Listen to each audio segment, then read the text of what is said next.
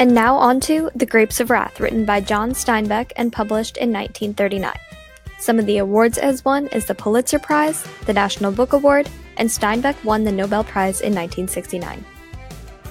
The Grapes of Wrath explores a period in time in which the Americans began to travel from Oklahoma to California due to the drastic effects of the Dust Bowl.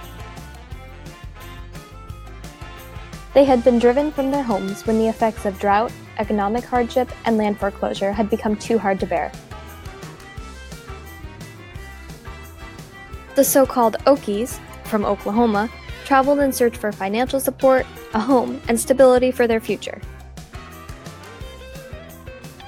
Meet the Joads. Along the way, we learn about the struggles of the Joad family, and through their journey, their relationships form and break as life becomes harder and necessities become scarce.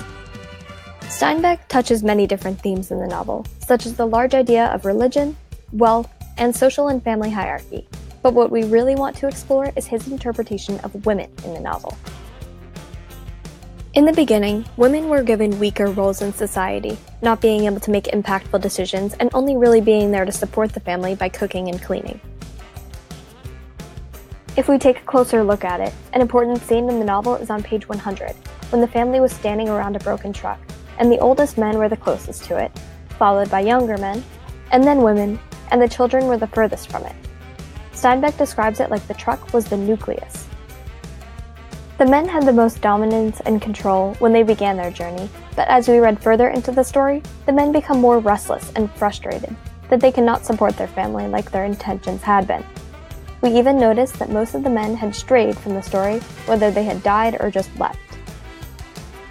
Now this is where women really came into play.